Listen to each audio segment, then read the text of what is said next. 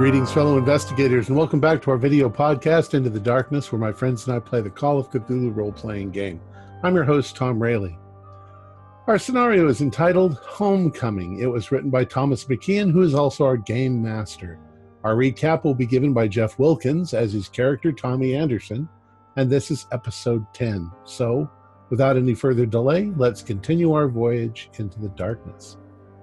Jeff? Thanks, Tom. It's Wednesday night, April 8th. I'm laying in this new hotel bed, replaying what just happened. Let me go back to earlier this night. We had gone to Giles' house to search for any clues. We recently found his body murdered and dumped in an alleyway. Fowler and I were waiting in the car and got stopped by the police and questioned. Fowler couldn't stop running his mouth, and I'm afraid gave too much away info to the cops, but we shall see. They probably knew it all anyway. We drove off, we picked up the rest of the gang on the side street, and we're off back to the hotel. As we're leaving, William and I happened to spot a man on the sidewalk. It looked exactly like the man we saw in Maine. It was too odd of a similarity for it to be a coincidence. I suggested we confront the man or else we'll never know. So we circled around the block, and William actually gets out of the car to question the guy. William asked if he had been in Maine recently, and the man said no. But there's something about it. William was like a dog with a bone. He wouldn't drop it. He starts to chase the man, and he tried to walk across the street. Just then, the man pulled a gun. It was a German Luger. As William pulled back and Mr. Epstein started yelling to break up the fight, the man took off running. In a last-ditch effort, William pulled the boomerang he's been carrying around and let it fly. It missed, but man would have been something. We agree that we're clearly being followed by perhaps more than one group of people at this point. We head back to our hotel. At this point, it's around 10:30 at night.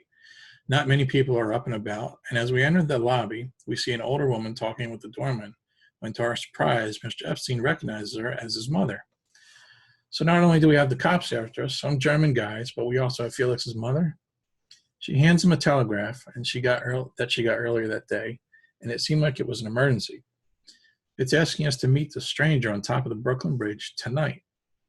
Since it's already late, we think it's best to head over there right away, even though we don't know what to expect. Is it a trap? We're cautious. We get up to the walkway on top of the bridge, and it's a lone man. He says his name's Virgil. Epstein recognizes him from the municipal office where he met Giles earlier. Virgil tells us that a while back, Giles asked him to deliver a large box of papers to Timothy Tucker. The odd part was that he was asked to meet him in front of the Schubert Theater.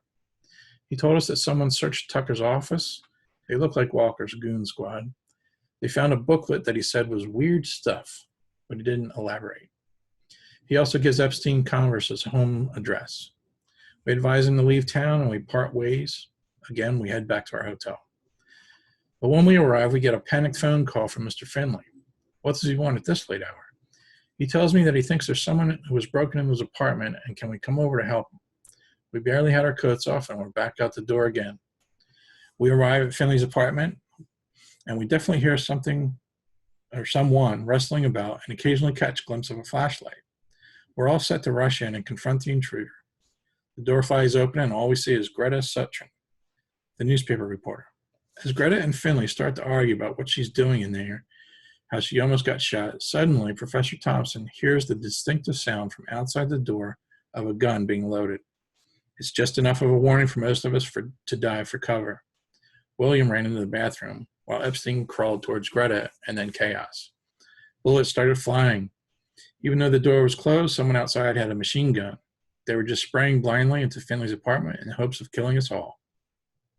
Henry gets hit. It's bad. Blood. Finley gets hit. He's also hit bad. I heard one bullet hit bone, a sound I will never forget.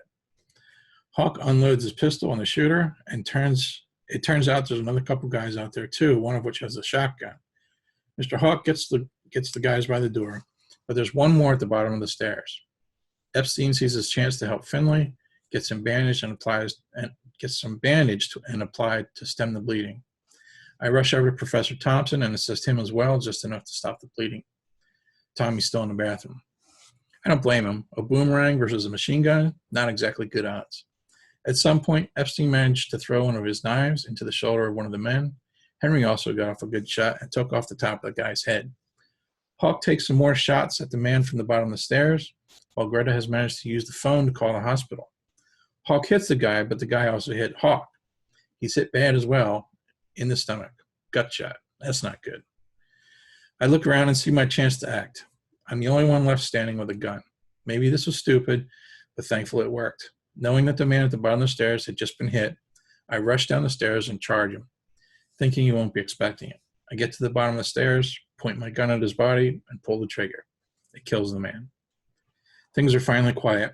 Epstein checks one of their wallets and finds his name with a small book showing that they had been trailing Greta's movements all day. It was clear they were here for her, and we just happened to get caught in the crossfire. The ambulance and cops arrive. We get things taken care of. The wounded are taken to the hospital. Myself, William, and Tommy are still on edge, and I'm afraid we're going back to our hotel after all this. I suggest maybe we should stop at another hotel room just for the tonight until things calm down, and then sleep takes me over, and I'm completely exhausted. Awesome, Jeff. Okay, so we're going to start the morning of the 9th of April, so it's a Thursday. We are at the Gerald Hotel. It's a hotel right off of Broadway.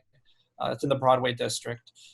There, William, Felix, and Tommy, you've all just kind of woken up. I'm assuming you've made your way into the living room. Greta, she is now staying with you. She is in the fourth bedroom. So she's kind of locked away in there. It's only you three up this morning. So how did you guys sleep? Oh, well, I don't know about you, but I didn't sleep particularly well. I had a terrible night's sleep, Tommy. I was up half the night. I don't know if it was the wear off of the adrenaline or what, but I actually just went right out. I don't know if I slept that good in a long time. I was just worried someone was going to come through the door. Well, I thought I saw somebody through the door last night. Really? I don't know if it's all the stuff that's been happening and all the shooting last night. It really kind of disturbed me, but there was somebody standing in my room, or I thought there was somebody standing in my room. When the lights was out and there was just a little bit of light coming in the window, I saw this guy standing in my room. Well, I'm sure I saw a guy standing in my room. And I got a fright and I put the light on, my side light on, and he was gone. And I don't know. It was like a well-dressed guy, but he had this horrible, horrible grin on his face. It was like evil. Oh, I'm exhausted. But I think we need to tell Mr. Fowler about what happened last night, because he won't know. Did out of game, did Hawk tell us his apparition story? he told Thompson in the motel, but not you guys. Okay. Yeah, that's quite a story. Maybe it was just stress there, William.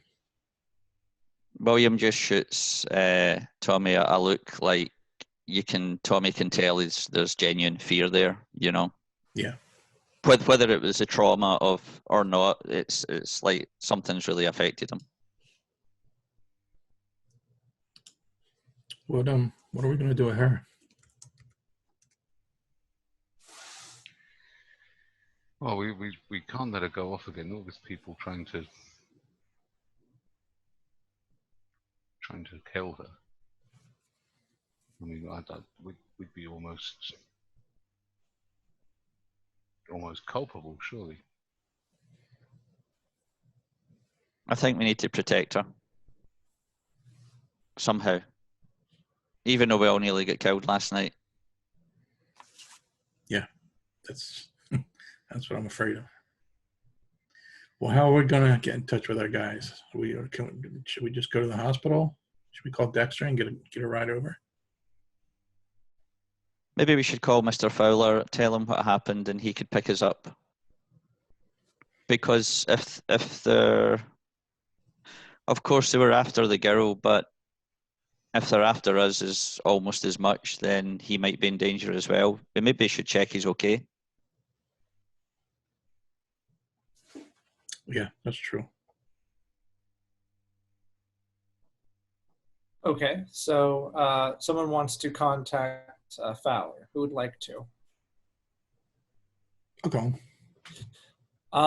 Tommy, as you approach the phone, give me an intelligence roll.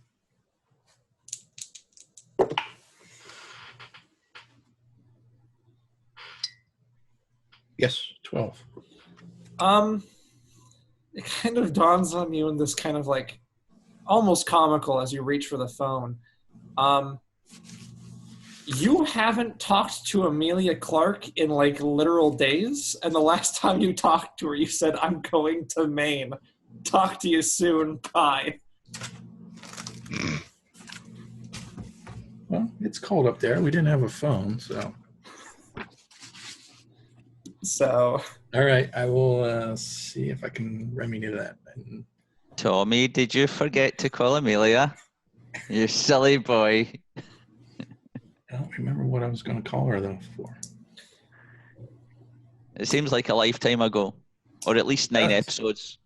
Almost 9 episodes, at the very least. But you can do that later if you'd like. If you'd like to call Fowler, then it's just a reminder that Okay. she still exists. You were going to Maine for a reason, and you just didn't call her. She has no idea where you are. She probably doesn't even know if we got to the cabin or not. Yeah. So, and not to mention, Arthur called her to get your number. So Okay. the last thing that she knew was, "Hey, do you know where Tommy is?" And her being like, "Yeah, he's here." And and having that wonderful conversation with Arthur. So yeah, that was the last interaction she had with anyone who talked to you. All right. So, okay. So, but do you want to call Fowler? Yeah. Okay. So, Fowler, in your immaculately decorated apartment with, posters of the show and, and just photos of your face, all through the halls, you hear the phone ringing. I gradually get up and I go onto the phone. Yeah, this is Dexter Fowler's residence. Who is this? Hey, Mr. Fowler, this is Tommy. Oh, hey, Tommy. What? Why are you calling me? I was just about to go pick you guys up. Yeah, I was hoping I'd catch you at home. Don't go to our normal place. We got a different hotel room. Well, it's good that I was home and I was just about to leave the door. So, Yep. Where's the location? What's the address? I'll go pick you guys up at. Yep, it's the Gerald, I think it's called, Gerald Hotel. And when you get here, we'll explain why we're in a new hotel and what all happened. Okay, I will be there as soon as I can. Bring donuts. Okay, I'll bring you guys donuts. All right. So Dexter hangs up. He's on his way. Where would you like Dexter to take you?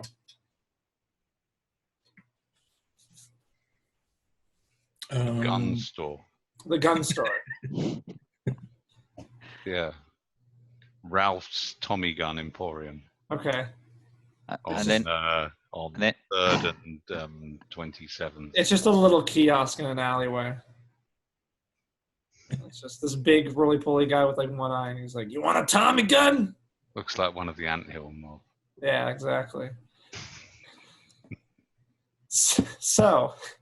and then perhaps we might drop by the hospital to Okay, see so the hospital. if our friends are dead or not. Okay, the hospital. Yeah, because you haven't gotten a call from the hospital.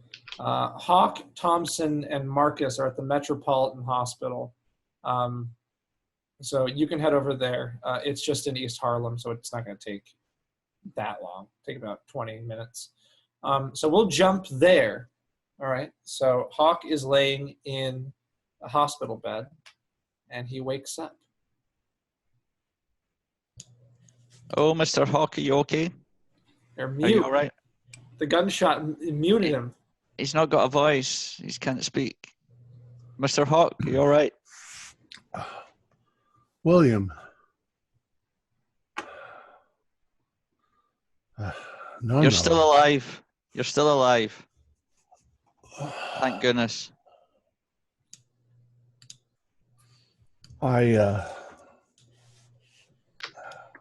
They were in earlier. They said that I have to stay in bed, but screw that. What exactly? I asked, hey, hey there, Clifton. I see that you're. What exactly happened? I got shot. And I lift up my nightshirt and I show him the bandage all the way across my gut. Yeah. And there's a little bit of fluid staining the bandage. Beneath it, you can guess that there's a long incision that's been stitched up. The doctor says I have to take it easy so I don't rip open my stitches, but the truth is I'm probably going to die of infection before any of that happens. Well, No, don't say that, Mr. Hawk. You'll be okay. Don't worry about me. That's when, so you guys are in an isolated room. That's when you hear a knock at the door. And you see it's Marcus, and he's wearing his gown. He's got a sling over his arm from where he took the bullet in his left shoulder. And he's got his mustard coat like on his shoulders. And he's got a cigarette in his right hand, and he says, am I interrupting? Yeah, you're interrupting. I was just showing these people my belly wound. Yeah, it's not that bad. See, you're up and at him. Where'd you get hit? And he kind of pats his left shoulder and says, shoulder blade, shatter the entire thing. Doctors don't know if I can lift up my arm over my chest, but fuck it. that's I hope that wasn't your smoking arm. Nope. And he takes a drag of the cigarette, and he kind of laughs. He notices hostility from Hawk, and he kind of motions to you and says, "What's your problem?" I said, we got to get out of here. And I throw my the bedclothes back and swing my legs over to the side and grimace from the pain. Do you need help there, Hawk? And I cut. Okay. Those hospital gowns don't close very well, do they? Not from the We're all back. in here. What the hell do you care? It's not like you haven't Well, seen bits and pieces before. And back then, everybody took showers together. So We know that from Reign of Terror. where are my clothes? It's the 30s. There was no subtext then. Men could quite happily share a double bed together. There was no hint of anything. Your clothes are neatly Laurel and folded Hardy. in a visitor's chair, which is just off to the side. William, could you hand me those pants? Are you sure you're Sure. up for this, Mr. Hawk? You don't look so good. It is what it is. I can lay here in bed, or I can help you guys investigate, and I'm damn not going to lie here in bed. I'd like William to give me a spot hidden.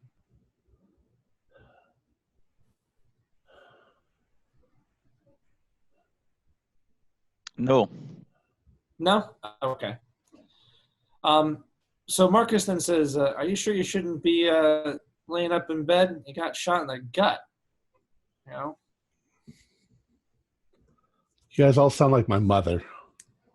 well, I understand you want to help out, but are you sure you're up to the task? Quit asking me if I'm sure. I'm getting up and out of bed. I'm putting my stuff on. He's literally getting undressed and putting on his pants now. that's when you kind of hear rushed footsteps. And Marcus, he kind of takes a drag and he leans out and he sighs. Smoke comes out and he says, just give me a sec. And he steps out and he turns the corner and begins walking. And that's when you can hear voices interacting, Marcus and two other voices. And it's Bethany and Samantha. And you can hear that they were horrified. They got the call that Marcus called them and said he was at the hospital. They're horrified. He's trying to calm them down. So you guys are relatively alone. Okay.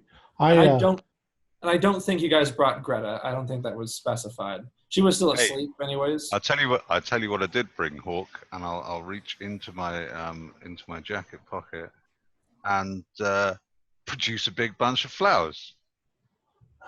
Don't let me. No. And I put my hand on Tommy's shoulder and I go, and I point at the door and I'm saying, "Is that asshole smoking in my hospital room? And does he know that there's oxygen and oxygen's explosive?" I'm sure it's all right. The nurse didn't say anything. Oh, all right. I'm afraid if I drink any water, it's just going to come shooting out. We don't call him Marcus anymore. We call him the Mustard Tiger now. When we're alone, I had a very strange dream. I'm tired of these fucking dreams, but we'll talk about it when outside parties aren't here. Has anybody heard about Professor?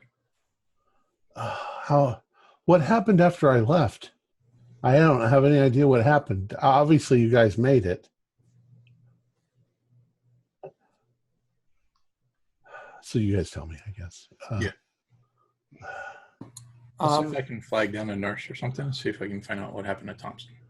Sure, yeah. A nurse is walking down, and you flag her down. She said, "Yes, sir." I was just curious, the guys that came in last night with the gunshot wounds, if you have any news about Mr. Thompson.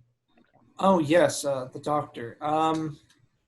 She kind of goes over to a big bin, and it's got folders in it, and she begins kind of rifling through, pulling out one and flipping through it. And she says, "I'm sorry, sir, but he's still critical." The bullet, it perforated a lung, and they couldn't get all the fragments out. So he's got 3 broken ribs and the perforated lung and some internal bleeding. He's going to go in for another round of surgery today. When you guys we're in kind of quiet room, I say, "Who did you guys piss off?" I don't think it was us. What did you guys said that you thought that it was Greta they were after? Greta? Why? It was Irish mobsters, Mr. Fowler, after Greta. Why such a strong response to stupid investigator, a journalist? Maybe she knows more than she's told us already. There's got to be something more. So I'm just getting pieces here. So Greta was, what exactly happened? You met with Greta or what? Sorry, I should have been there, but I had an emergency meeting with the executives about. We got a call from Finley. Yeah. We went to Finley's apartment. Greta had snuck into his apartment and she was looking for shit. And then in the middle of confronting her, we got shot.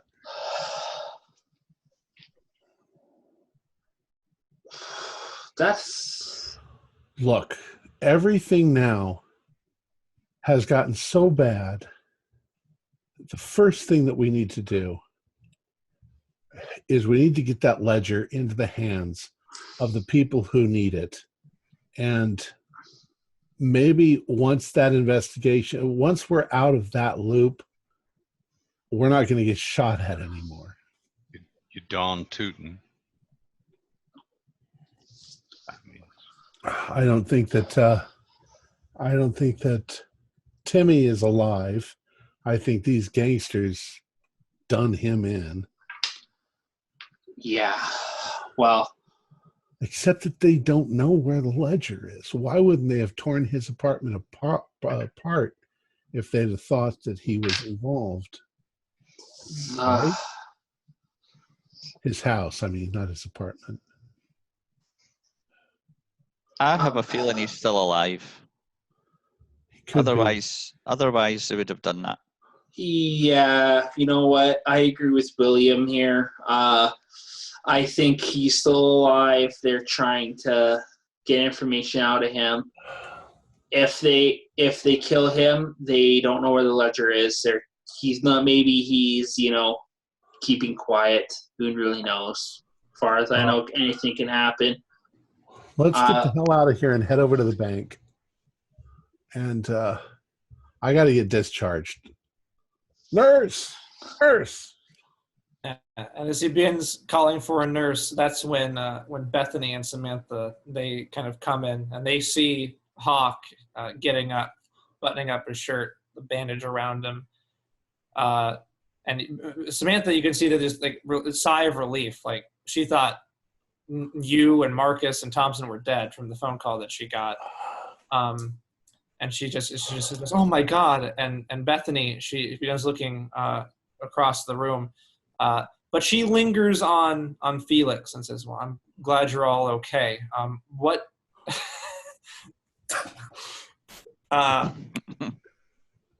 Good job, Felix. She then says, "What's going on? What happened? What do you think is going on?" Marcus told us the bits and pieces, but we don't understand what's happening. We don't understand how this ties into anything. We're not sure that it does. We're not sure that we had anything to do with this shooting. It might have been somebody else. We might have just gotten caught in the wrong place at the wrong time.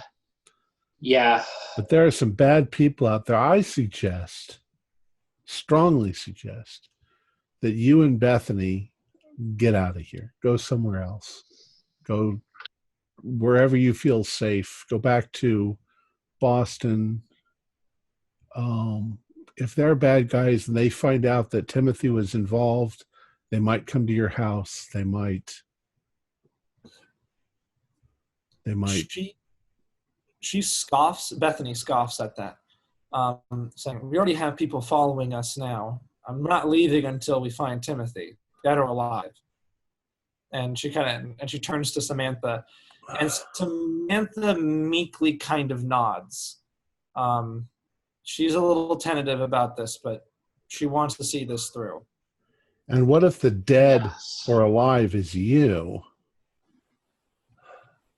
Well, she kind of let us find Timothy, and you go someplace safe. She and Marcus, he kind of steps into the room and says, "I agree with Hawk. You ladies aren't safe at this point. If they're coming to my apartment shooting up, they're going to come after you at the house." Yeah. I'm third on this. I kind of think. Quite surprised they haven't already. Sorry, Clifton. Yeah, you guys, it's getting pretty dangerous. I wasn't there, but they were telling me that it could be worse for you guys. So I would say try and leave a low profile and try and go somewhere else, and we will try and get in touch with you. At all this, you can see that Bethany's angry, which is not an odd expression for her to have. And she kind of walks out, Samantha kind of rushing behind her to kind of stop her. And Marcus, he nods and says, "I'll talk to him. I'll talk some sense into him." And he follows them out, and you can kind of hear him trying to talk with them. He closes the door behind him. So you are in the process of getting discharged, Hawk. Where would you all like to go? When he closes the door, could I kind of see if I can listen to like their conversation, like through, or are they talking too softly? Well, they've gone down the hall. They've turned the Okay. corner. They're probably heading outside. Okay, I thought I would try it. I say we go to the bank, we retrieve the ledger, and we head straight to wherever we're supposed to go. Do we know where we're going to go to? The Sea Biscuit or whatever his name was. I'm not thinking straight right now. Seabury Commission. Yeah. There's no real. I mean, they don't just post, Seabury Commission and an arrow.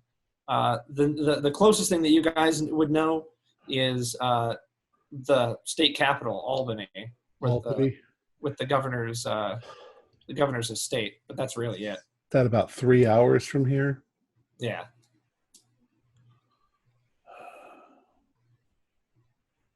Well, surely there are some lawyers or something involved, this Hofstadter or whatever, that they're looking for evidence. Yeah, you could go to the district attorney's office and talk to them. They're part of the prosecution with the state, so the district attorneys would probably be a safe bet. What about Greta? I don't think she'd know what to do with the ledger. Well, she's a reporter, right? She's the one who knows all the people, who knows all the, I assume, are the bad people. Yeah, like, I don't know Greta personally, but she seems kind of dangerous. Let's not She involve knows Leon anyone. Rice. He's at the But we could use her, I think. I think we shouldn't involve any more people than we have to. We know what we've got. Right? She's already... But she doesn't know about the ledger. That's what I'm saying. If we tell her about the ledger, number one, it might give her more information for her story so that she might be able to connect more dots than we could. And number two, she knows who the good guys and the bad guys are in this. And she might be able to even just tell us, oh, yeah, you need to just hand that over to so-and-so, and he'll be able to get it in the right hands. You're making a lot of assumptions about what she knows and doesn't. Yeah, you know what? I'm just basing on the fact that she's a reporter. Well, right? I think we should definitely get her involved. Remember also, Tommy, that the police officers last night, they told you... but, yeah, that's something that... Did you tell them, Tommy, what happened? Tommy told the police last night essentially what happened. And what the police said was, if this is in connection with, because he mentioned the investigation, if this is in connection with that, someone with the State Department would come and question them if they believe that this is in conjunction with the investigation of corruption. So, well, I meant the senior police officer, and I can't remember his name, and they talked to us. Oh, no. Last night it was just some officers questioning them about the attack, the shooting. I just want to mention that realistically in the game, we have access to the morning news that we see on the newspapers everywhere. There's probably been stuff plastered in the newspapers about who's investigating who and what. So we would know Hofstadter and Seabury and the news, the paper. It's gonna be corrupt, so I don't really take that to heart. Why would you say that? They'd stand on the corner, extra. Hofstadter begins investigation of,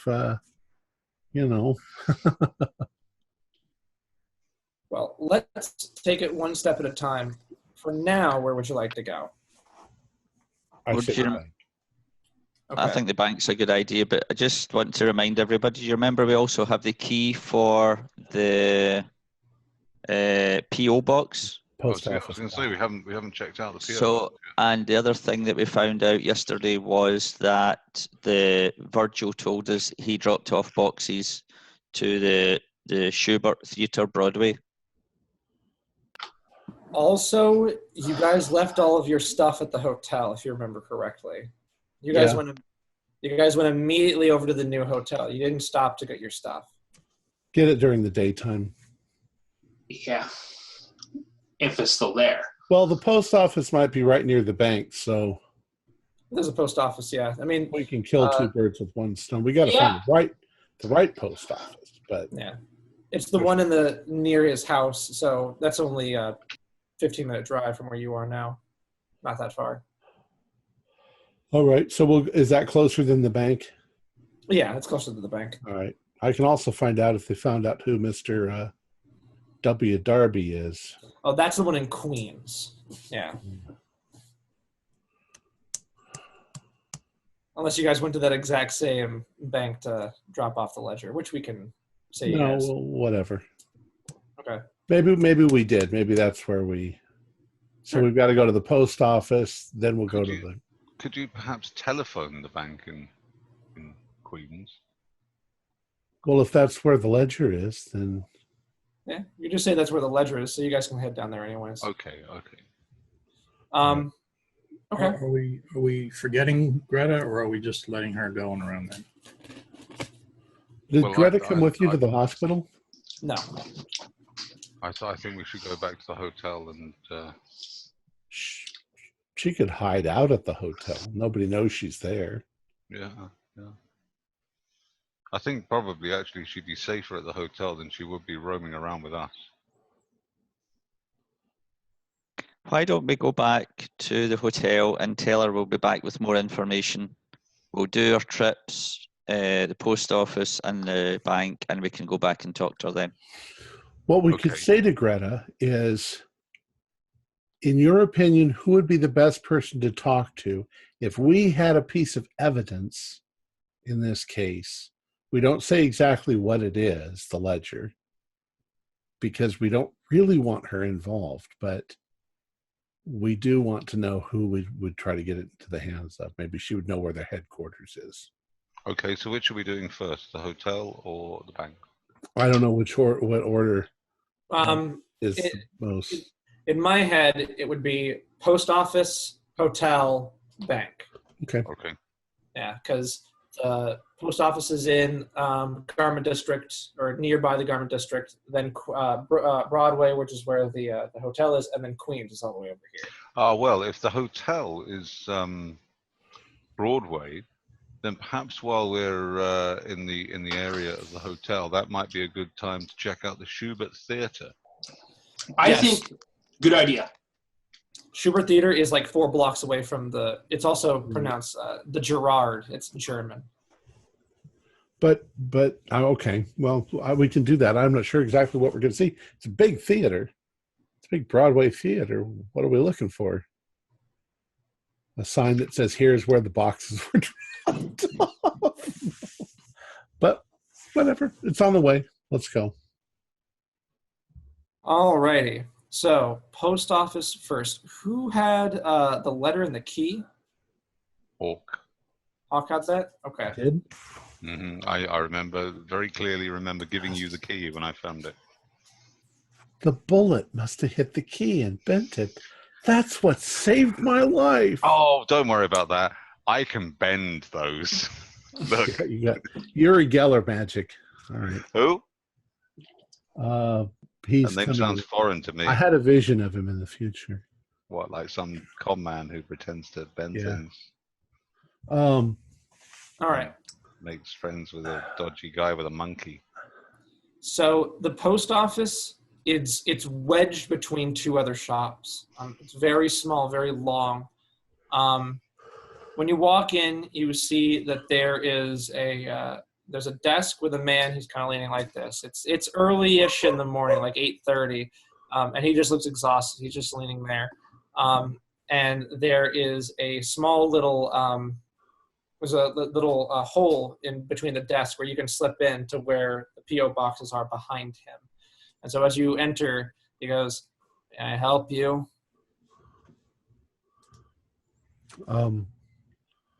Show him the key. And he takes it. And he begins filing through some paperwork on the desk. And he just sighs and goes, "Sir, this box is overdue." Yeah, we'll pay for it. How much? $4. Jesus Christ. Wow, that's a lot. That's a lot of cash. All right. That's okay, because I seem to recall that Hawk has $11 in his pocket. How much overdue is it? About a month overdue. I'll take $4. that $4 out and I hand it to him. $4 is like $70. So, and he takes it and he opens up the cash register beneath the desk, slides it in, fills out a piece of paperwork and says, "Down this aisle," and he hands you back the key. All right. Thanks, Felix. Yeah. I took a bullet for you. I saved your life. All Well, right. I mean, you were All right, then we're even. unconscious, but it was me. I guess that's worth the $4. Just so you know. So you see PO Box 111. It's near eye level. Hawk, you've got the key. Would you like to open it? Anybody want to do the honors? I open it. I stand back a few feet. All right, Fowler. I'm going to open my mouth and cover my ears. Yeah, you put the key in, turn the latch, open it up. Inside, it's a small slot. Like, it's a small little PO box slot. Inside, you see a brown paper sack. Okay. This I is pull lunch. out this sack. You can see that it's bunched up. There's something inside all bundled up. Is it kind of squarish, like money? Kind of. Cash. Okay, I unwrap. I open it up. Be careful. Keep that. I know. I carefully open it up. If it's bologna, I'll have one. Yeah, As long as it's on rye. that's actually a pretty good. That actually sounds really good. So what exactly is in there? Check your messenger, Fowler. And as for whose the box is, it is Giles. You remember Giles had this key in his house. Good. Let me know when you read.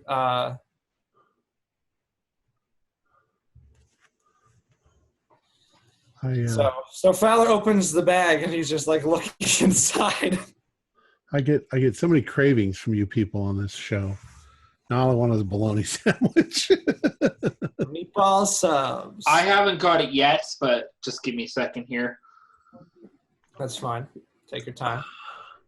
So what's in the fucking bag? He's just looking in. I'm looking in it. The bucket of truth. Now your brain is fried. He must be sore, Tommy. He's getting grumpy. Oh, shit. It's a body part. It's shit. No. Oh, was he planning to set it on fire and leave it on someone's doorstep? I said, hey, Cock, you should look at this. And All right. Inside, you see several wads of $100 bills. Inside the bag is $10,000, the modern day equivalent of $200,000. Right, let's go to Panama. I'm like, There's see, nothing in this here. is. Whatever it is. Hey, give it. We're splitting it 5 ways. I'm thinking South Sea Islands. Let's take this. $2,000 each. I mean, that'll pay for the boys' tuition fees. Fowler can get a great big bronze statue of himself to stare at. I can finally get spats. And I'm off to Tijuana. Where the hell is Tijuana? It's down south. It's the magician's mecca. Well, Yeah, I'm gonna go to Shambhala. So this was Giles' money, yeah? Yes. I immediately look around to see if anybody is observing whoever is opening this box. No one is here. It's dead quiet. Let's get the hell out of here. Yeah, let's get out of here.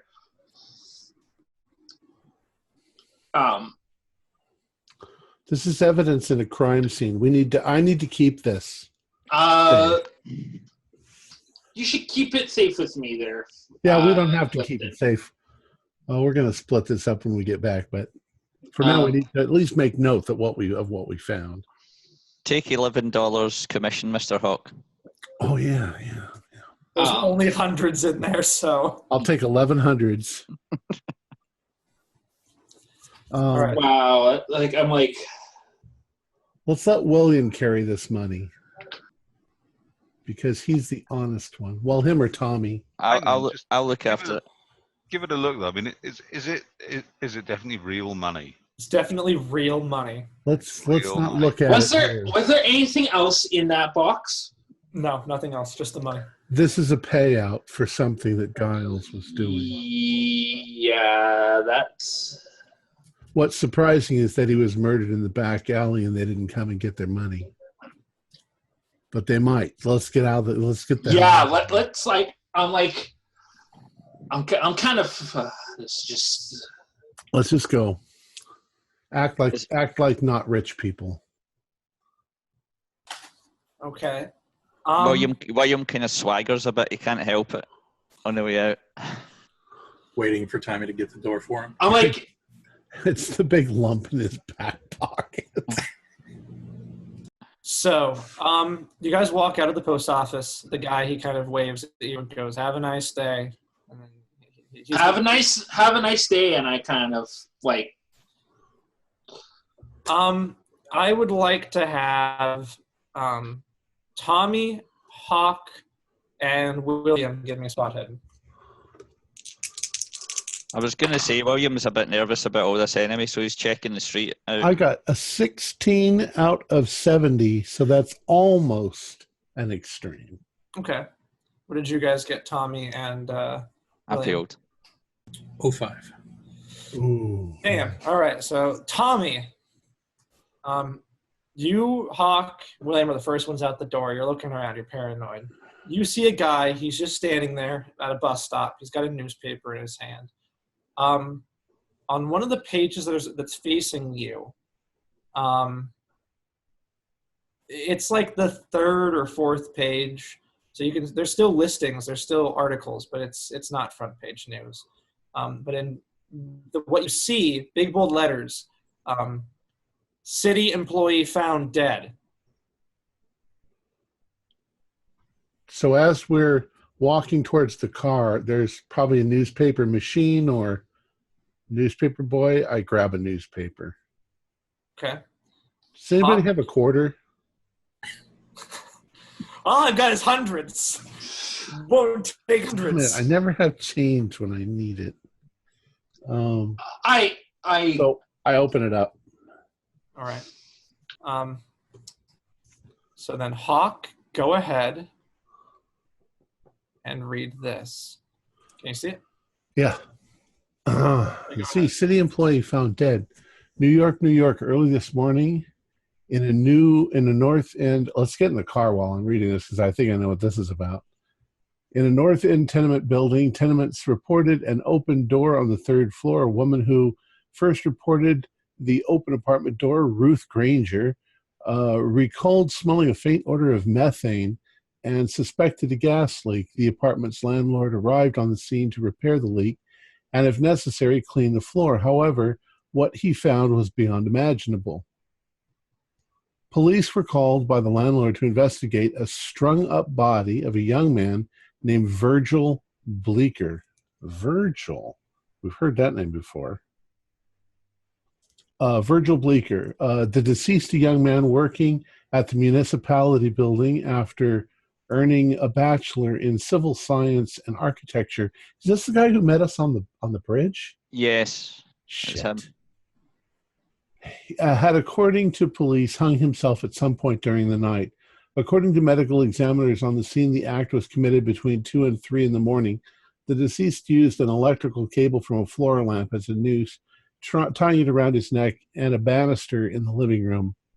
When asked to comment on the discovery, the New York Police Department at One Police Plaza informed outlets that, from what we discovered on scene, we're treating this as a suicide, though anyone with information regarding Mr. Bleecker is being asked to come forward for questioning.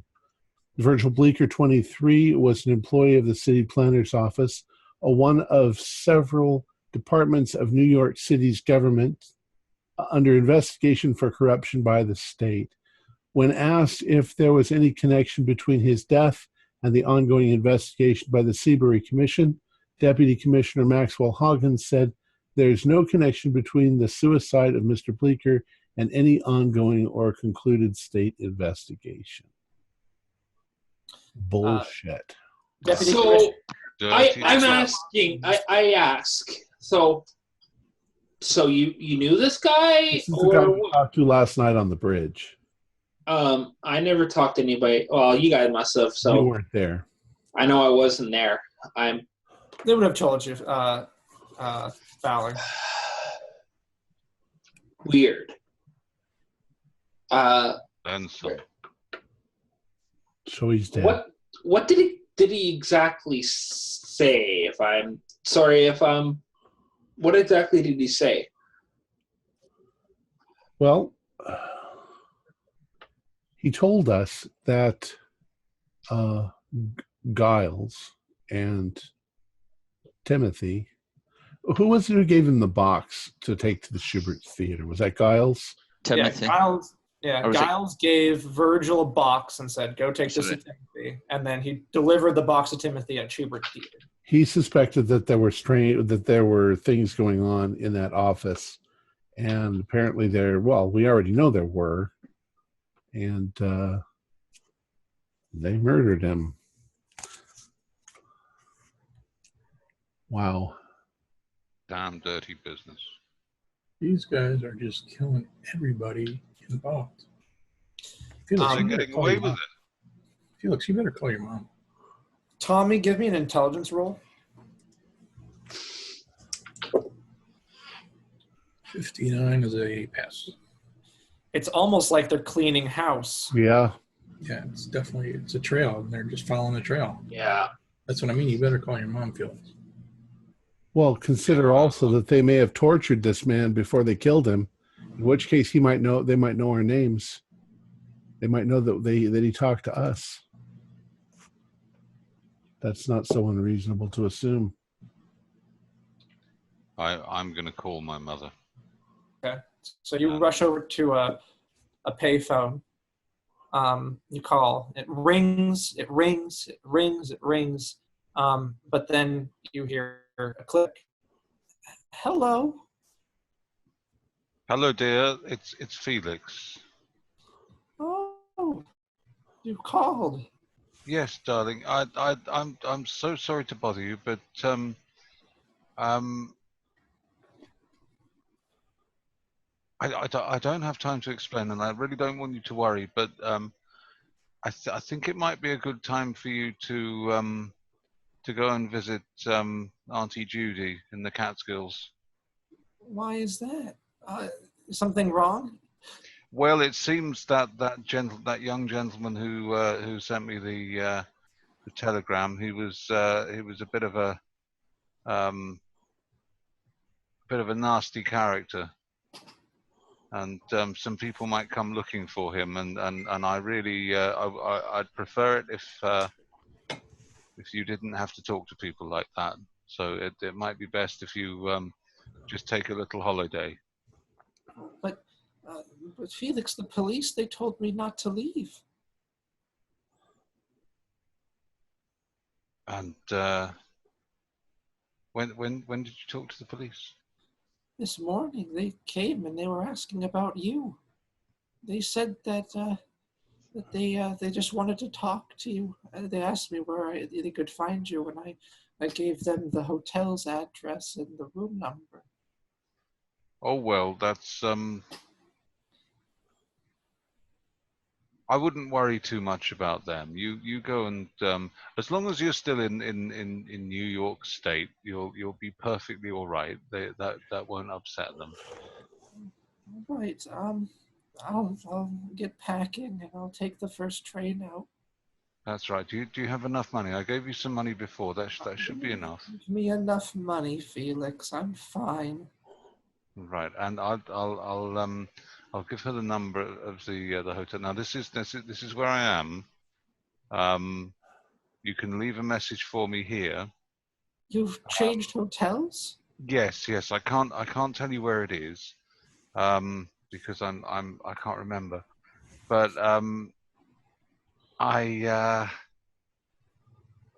once you arrive at Auntie Judy's, just let me know. Send a message to the desk for me, and I'll get in touch with you there. Oh, all right. Be safe, Felix. I don't. Yes, and you too, dear. Don't tell anyone where you're going. Okay, all right.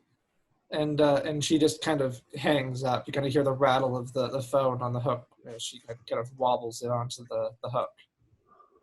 So. Right, I'm properly angry now. They've been around messing with my bloody mother, trying to. Did I hear any of that?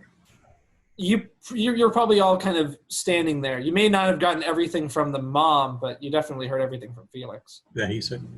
Yeah. Yep, the cops have been around there. It sounds like the bent cops, and they've been putting the frighteners on my mother. What if they're watching your place?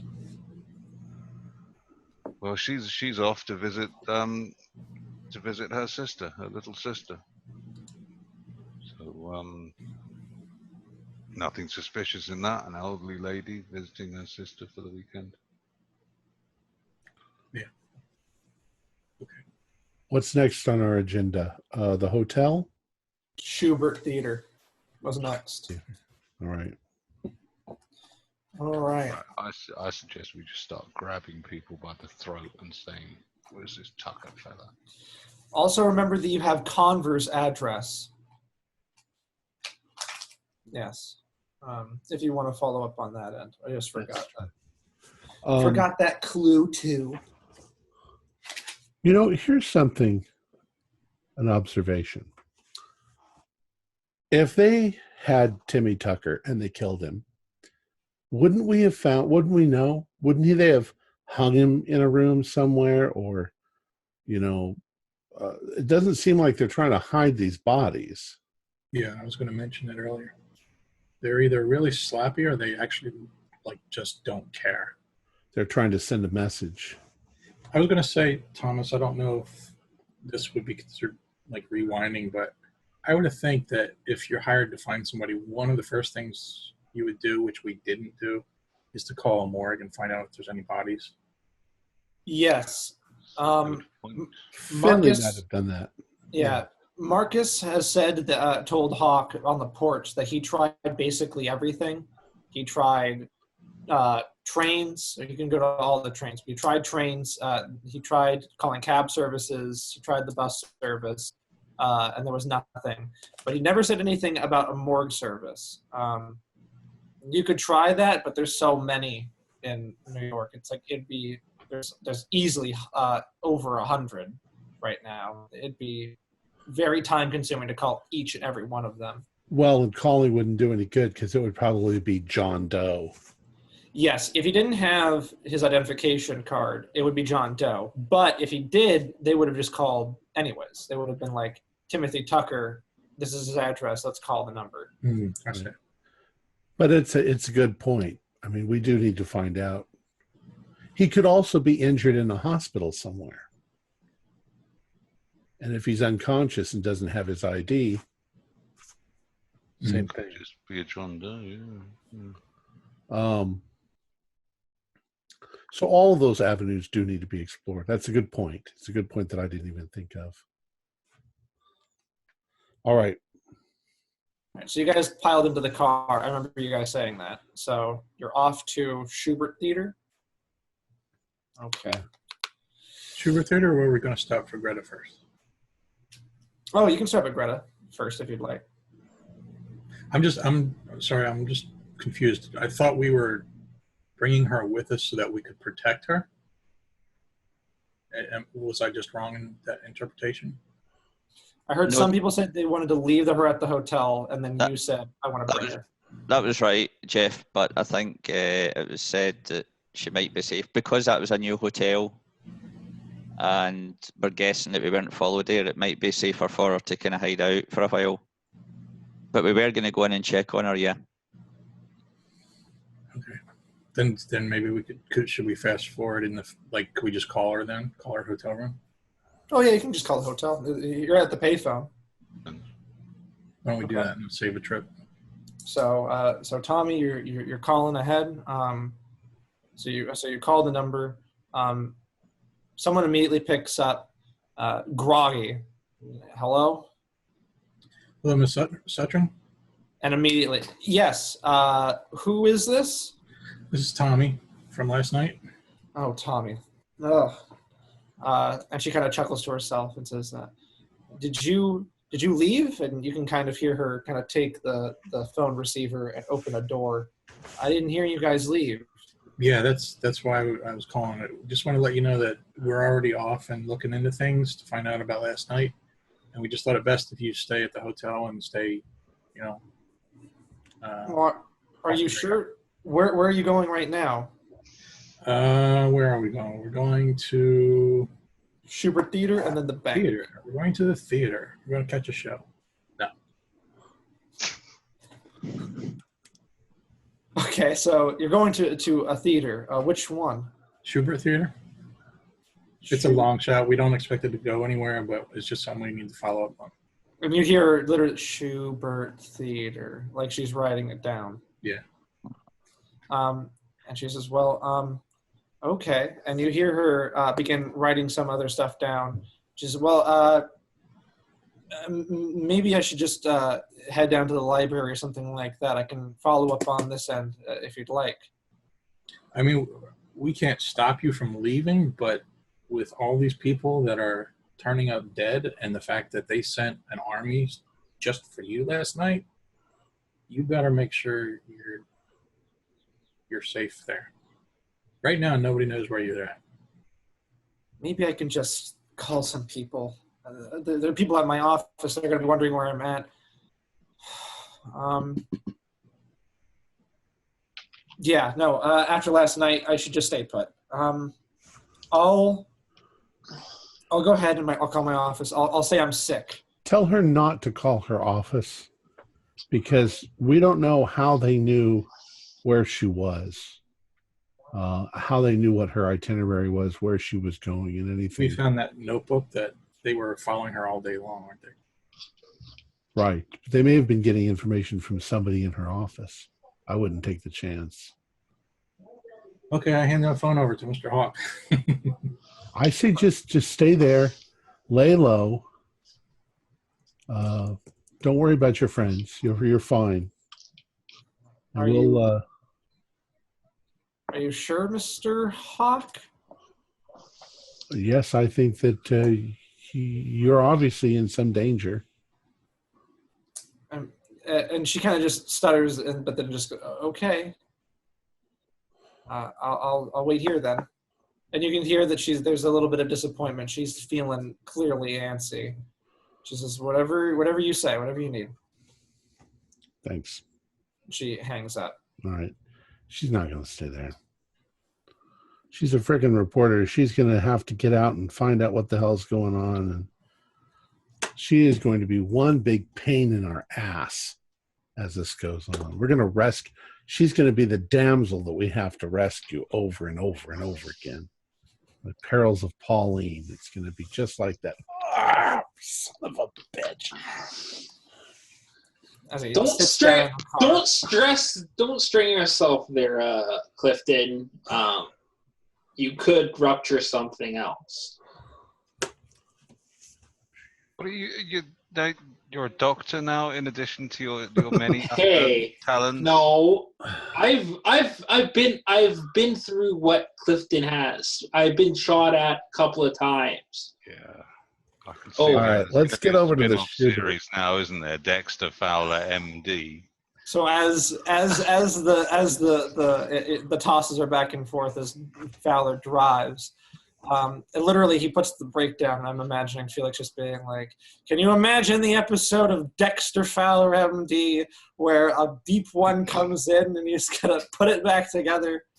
No, but so you guys pull up. Schubert Theater is one of the nicest theaters in 1930s New York. It's a pretty beautiful theater. Yeah, it's literally right on the corner. And you can see banners that are hanging down. Peter Epstein.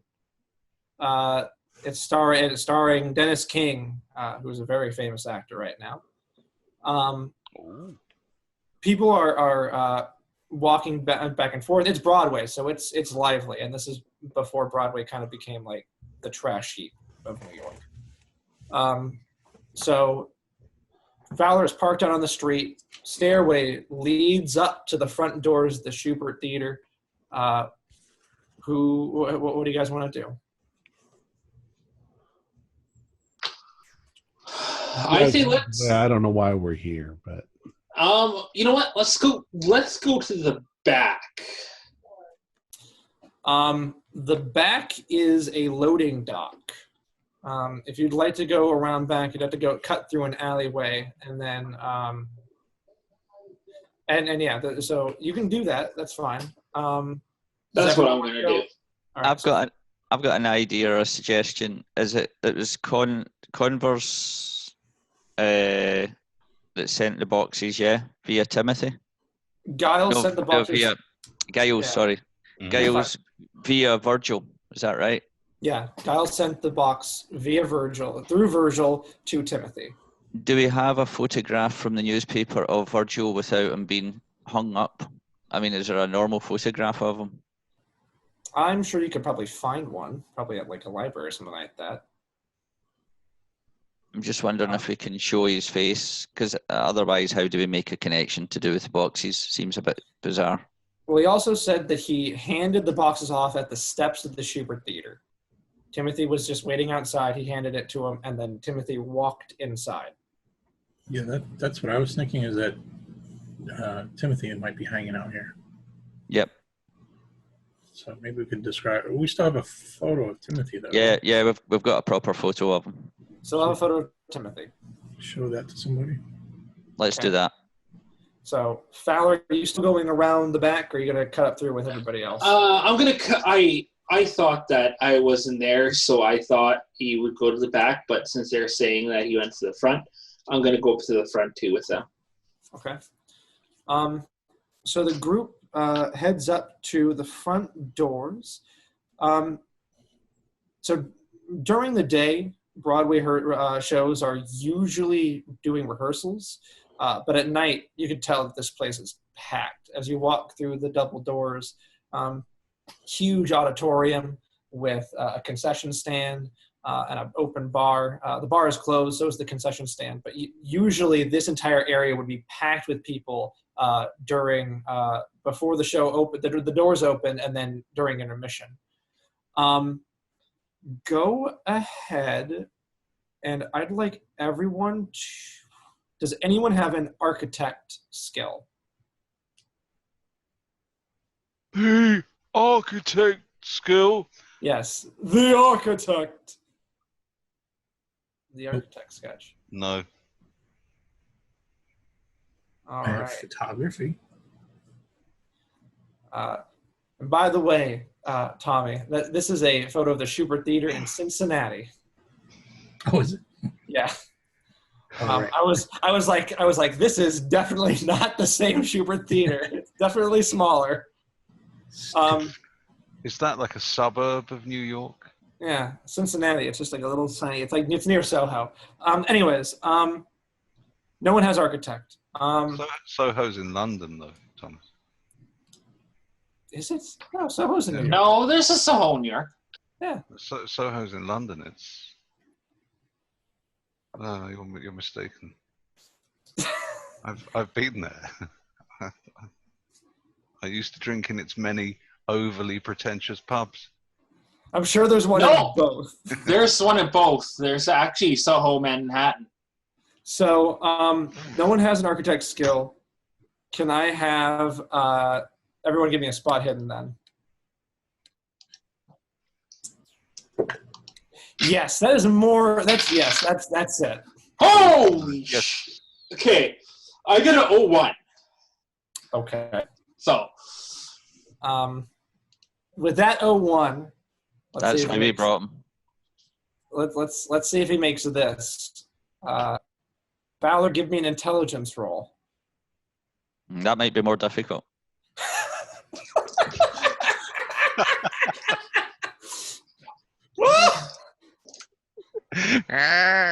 Damn. All right.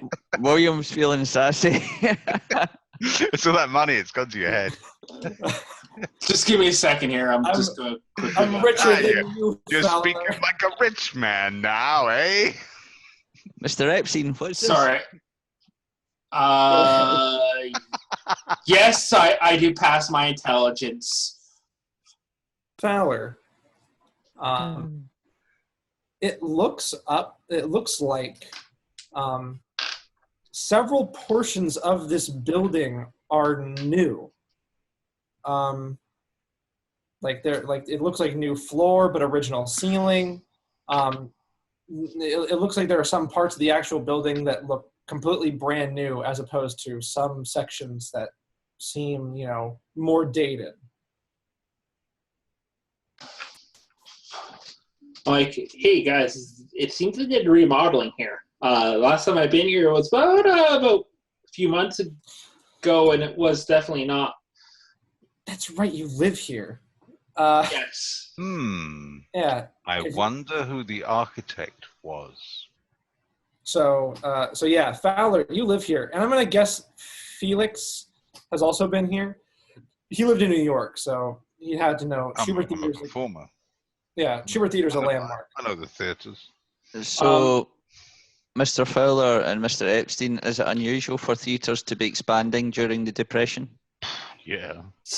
Yeah. Well, yes. I mean, it's all about income, bums on seats, love, bums on seats. And oh no, that means something different in America. Well, in the Depression, I guess. It's literally bums on seats. It's literally bums on seats. Cheapest place to stay. Go and watch the matinee. Cheapest place to sleep. But I mean, they're just the theatres are doing quite well because people want to take their mind off things. But still, to have that sort of investment in, you can't even get backers to put plays on at the moment. There are loads of people struggling to find backers for their plays and their musicals. So it's not the time for expanding a building like this. That's kind of fishy. Fowler, you live here, so I'm going to give you this without having to talk to anybody, ask anybody. So you remember just driving down Broadway maybe once or twice, and the Schubert Theater, it was being expanded and renovated back in February, around the same time Virgil was asked to deliver the paperwork to Timothy. I remember back in February that they were doing renovations here, and it seemed kind of odd, but I didn't think anything about it. Hey, that's the time that the boxes were apparently delivered there. Yes, that is correct. William turns to Tommy and says, Tommy, what does this all mean? Well, you see.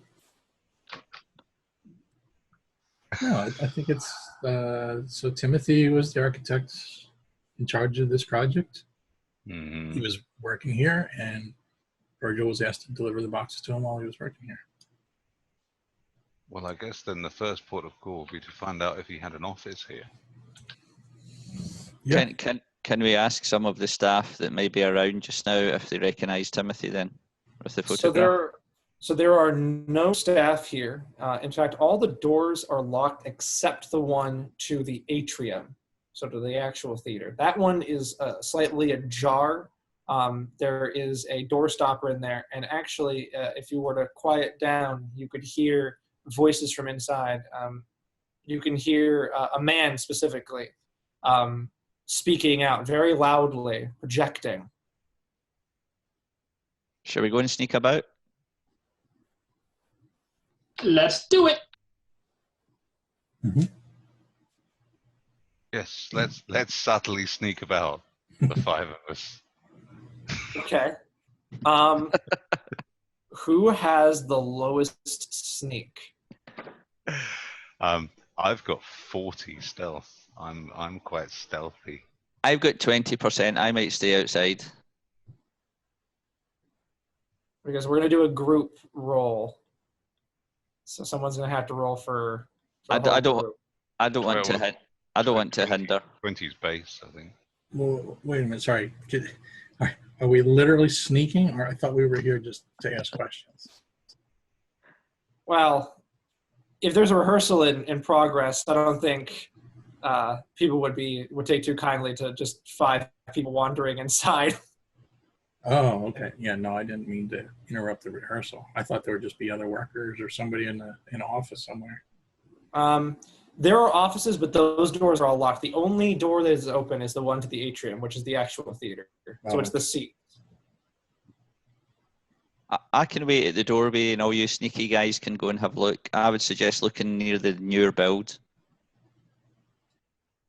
Actually, I only have base on stealth, so I don't think I'm that great. I could sneak in and have a look about. I know my way around a theater. Felix, give me a luck roll.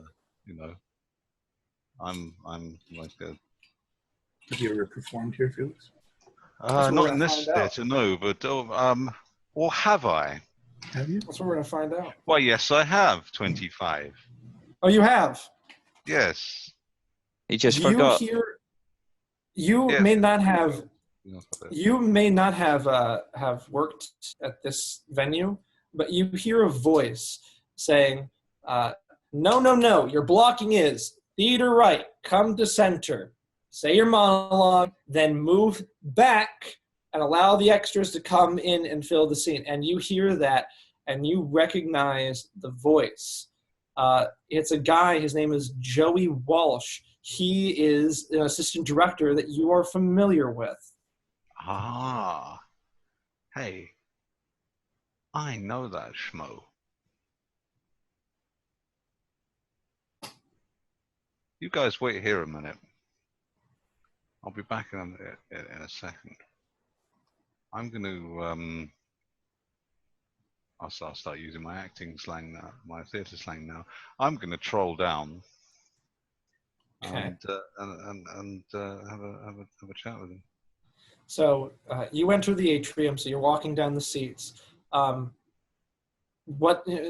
there's the director, the producers sitting in chairs near the front. The assistant director is moving around near the front of the stage. There's the conductor with the orchestra down in the pit. Stage hands are moving everywhere. Stage manager is directing people. There's actors on the stage, and Joey he turns around and he just sees your silhouetted figure, and he goes, "Sir, this is a closed set. We're rehearsing right now for tonight's show. If you please just exit through the door you came through, that'd be great. Thank you." And he just turns back around and he's no. I'm going to go and sit down in the front row, not with the director and producer, but on the other side of the aisle. Okay. So when you sit down and he hears the chair squeak, he turns around and says, "Sir," and then he looks at you and he goes, "Felix." Sir. How are you doing? How have you been? He says, "Of course it'd be you, a fucking magician who decides to waltz in here. You sneaky fucking bastard." The door's open. Yeah, the door was wide open. Oh my God. There was no one out there. So And I he just and he rolled goes, Kelly, get a stagehand to close the doors. And he goes, how are you? I haven't seen you in, how long has it been? Oh, it's been a fair while. I've been out of town for a couple of years. But, Yeah. Are how are you things going here? terrible? I've got a director over here who's very particular. I've got Dennis King, the actor from LA. He decided to come out here and try his hand at theater acting. He's pretty good, but everyone else doesn't know their lines, and we're on the second day. And he turns around and he says, "So yeah, it's going pretty good." Hey, look, I won't take up any more of your time than I have to, but I wonder if you can help me with something. Oh no! All Yeah, right, what is it? look, I'm doing a bit of work on the side with a couple of private eyes. I read something in the newspaper about a year ago with your name in it. Crazy guy Oh up in yeah, yeah. Arkham, right? I wouldn't pay much attention to that. The media got the story and ran with it and made up all sorts of nonsense. Yeah, that was silly. But it's just a missing persons really. This woman's mislaid her husband, and we know that he worked on this building. We're wondering if he had an office here, maybe any bits and pieces left behind that we could have a look at, try and figure out where he went. I mean, his wife's pregnant, you know. This guy's a bit of a heel. Okay. He was What's the his? architect. His name was Tucker. I don't know anything about that, but they've been doing renovations here. They added a whole new wing, an executive wing. They're thinking about adding a second theater down on that end. They've they rezoned this entire area, so we're getting the back lot too. They just demolished that and Rezoned added it. on to section. Oh yeah. I see. Now, if I remember correctly, they spent most of their times in the backstage. They added a separate layer for actors, so they go downstairs. So there's now 2 sets of dressing rooms, and we have a basement level and everything. Luckily, they didn't stop production. They didn't touch the atrium. Thank fucking God. Well, that's good. Well, you wouldn't want to mess with this, would you? It's a lovely building, really. Well, yeah. Good Schubert's cool too. modernization. And he points and he says, "That's Schubert over there." And he points. He goes, "Well, you know, one of them. That's one of the Schuberts." Hey, Benny, do you mind if I sneak backstage and have a bit of a poke about down there? You know, for old time's sake. I don't know about right now. I've got actors back there. They're getting dressed. Well, when would be the best time, do you think? If I didn't want to attract any attention to myself. I mean, I just want to do right by this woman. Find out that where this heel's gone, and make sure he pays for the upkeep of his kid. You know? Come back around evening before call. All right. Yeah. Around 4:30. Actors show up at 6. Gives you an hour. Okay. I'll come around by the stage door. All right. Less of a grandiose entrance. All right. Well, yeah, I don't need the director knowing that you're traipsing around looking for somebody while we've got a show going on. Discretion is my middle name. Speaking of that, I gotta go. Actually, it's Moses, but. You know. And he goes, Jews. And he goes, all right, we're gonna do this again from the top. I will quietly walk out. I'll tip my hat at him. All right. And he kind of gives you a wave. He doesn't even look back at you. He just kind of knows that you tipped at your hat and just, yep, okay, move on. All right. So Felix now is back in the auditorium with everybody else. Well, as luck would have it, I happen to know someone down there, so he's going to let me pop back a little bit later, about 4:30. And apparently there's a whole level that they used during the renovation that's down in the basement. So have a little bit of a poke about down there. See what we can find. Maybe Tucker left something here, but he said that this place was rezoned. And you know, when we went to the city planner's office, there was a lot of kerfuffle. I don't think American Jewish. Rezoned. There was a lot of mishigoss about rezoning going on there. Wasn't that also mentioned in the newspaper? Yeah. Makes me wonder whether this Schubert Theatre might be more interesting than we thought. Well, what we're seeing is a great deal of corruption, money changing. Schubert Theater wants more space, more Yeah, place looks to like park they've got it. cars, and they're paying off the guys in City Hall to shut their mouths or rezone. And Well, clearly the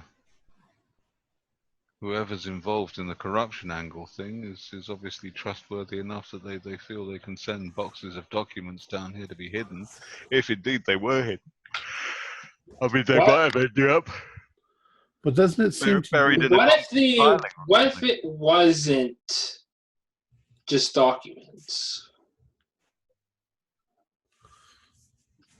What are you thinking, Fallon?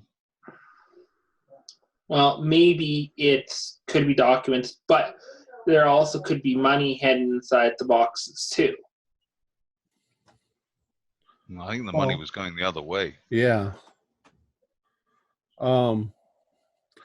Doesn't it seem, though, to you, after all of this, that Timothy Giles and the other fellow were playing their own sort of shyster game going on underneath the corruption in City Hall, seeing how much money they could get out of it? Obviously, we found a big chunk of it. Could be Yeah, I anything. think so. I think so. Mm. Although Yeah. Timothy also had this whole occult kind of thing going on as well. It strikes me that if there was somewhere to hide, it could be here if he was involved with the construction. And yeah, true. But we can come back later on. We'll have to come back later. Okay. So you guys are heading Yeah. We're going to the bank. To the going bank. to the bank. So, Hawk and William, you push open the doors out into the street. Light is blinding. Down by your car, there are two men, suits, trench coats, hats. They got their hands shoved in their pockets. They're literally one is leaning on Fowler's car. As soon as they see this, the five of you, they turn up and they push off and they begin walking towards you. And they say, Watch out, guys. Flashers. we say, Mr. Hawk, Mr. Olmsted Green, Mr. Epstein, Mr. Fowler, and of course, Who wants Tommy. to know? They reach in and they pull out badges, and they say, Great. Leon. They say Leon Rice and Alex Fletcher were with the state investigators.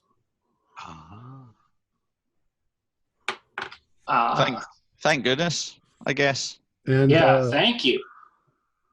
And how, pray tell, did you know where we were? Well, we heard that there were some private investigators looking into the Timothy Tucker case. Then we heard that there were people looking into City Hall. And then we heard word that through the grapevine that some people were looking into the Giles murder. So we've been on Timothy Tucker for some time now, along with City Hall, as I imagine that you've come across. So as soon as we heard that some private investigators were involved in this, we began moving forward. Is there a place that we can talk more privately? We have there's a restaurant that we can go to, very quiet, secluded in Little Italy. If you'd like to talk more. I'm sure that you have information, and we'd like to share whatever information we have with you. Get on the same page. Excuse me for one moment. And they fold their badges and put it in their coats and say, take your time. I huddle with my companions, like football huddle. Yeah. Like, have any reason to trust these people? Well, Leon Rice. Well, Rice, he's the guy that Greta was dealing with. The fact that they want to share information sounds quite generous. But maybe this is what we're looking for. We need to make a connection with... You want rid of that ledger, Mr. Hawk, and so do I. We need to make a connection with the Seabury Commission or something. But how do we know they're even involved in that? These guys show up out of nowhere. Well, we don't yet. They do have badges. Yeah. Has their names on it, has their unit number. There's no corruption in that department at all. Come on. And I've got about 11 grand in my pocket. Like you said, I think Felix just said, Greta told us that she has been getting information from Leon. Yeah, I'm not sure I trust fucking Greta. Is there anyone you trust? Well, I trust you. Honest to God, I trust you and you, not Fowler, and you. Good. I don't trust you either there, Clifton. I'm looking forward to at some point. We've got to trust someone at some point, and yeah. All right. These Look, seems like our best option. We're having a huddle. Let's have a cuddle. Keep your hands on your knot. Keep your hands on your knife, Felix. Yep. Don't you worry. And they call up, Mr. Hawk, gentlemen, should we have a conversation, or? Yes. Yeah. All right. And they reach into Alex, Mr. Fletcher. He pulls out a notepad and he writes down an address and hands it over to Fowler. He says, this is where we're going. If you can just head there, we'll probably beat you there. All right. See, we're going to get there and they're going to beat us. That's what he just said. They're going to beat us. Is there a payphone along the way? Oh yeah, there's payphones in every corner. Well, I'd like to just phone the hotel and talk to Greta very, very quickly. Okay. So you ring. She picks up immediately and she goes, Vincent, what do you have? This is Felix. Oh, Felix. Yeah. Hi. What do you need? Look, we've got a meeting lined up with your man Rice. And you immediately hear like a pen and paper drop, and she goes, "You have a meeting with Leon Rice. He's the state investigator I told you about." That's right. Is he on the level? Can we trust him? Oh yeah, he's the one that told me. He's the one that told me that there was a man on the inside. So he's not on the take. Felix, have her describe what he looks like. Yeah, what does he look like, this guy? Oh, and she kind of scoffs and says, "Hard face, blue eyes. Blue eyes is correct. He wears black. He wore black, and he had a black fedora on." So does everybody in the whole city. Exactly. Come on, you're a reporter. Distinguishing marks. Left nostril larger than his right nostril. She says he was bald, and he had a badge. Does it match? Oh yeah, it matches. He look like a man. He looks like your man. At least similar to your man. There's bald people all over the city. Because these guys could have murdered the investigators and then taken their place. Yeah, it could possibly be. All right. I guess we're going to trust this guy. go to this meeting with, what should we call? Let's call them the Men in Black. That's got a nice ring to it. That sounds kind of catchy. Don't say that around William. Thomas, what was the other name? Was it Fletcher? Somebody Fletcher? Alex Fletcher. Alice? Alex. Oh, Alice. Yeah. Is Greta familiar with that name? She knows that was his partner. Okay. That's got a touch of authenticity. I say we just go and meet them. All right, let's. I say let's meet him too. Okay. What's the worst that can happen? All right. It's gonna So, be something involving a Biaki, probably. so you guys drive down to DeFazio's. It is a restaurant in Little Italy, New York. No, it's known for the shady types, Felix and Fowler. It's known for, it's Little Italy. But as you guys walk in, very dimly lit, there's no one in there. It's only like 10:30. You can see that both state investigators are sitting in a booth in the very, very far corner.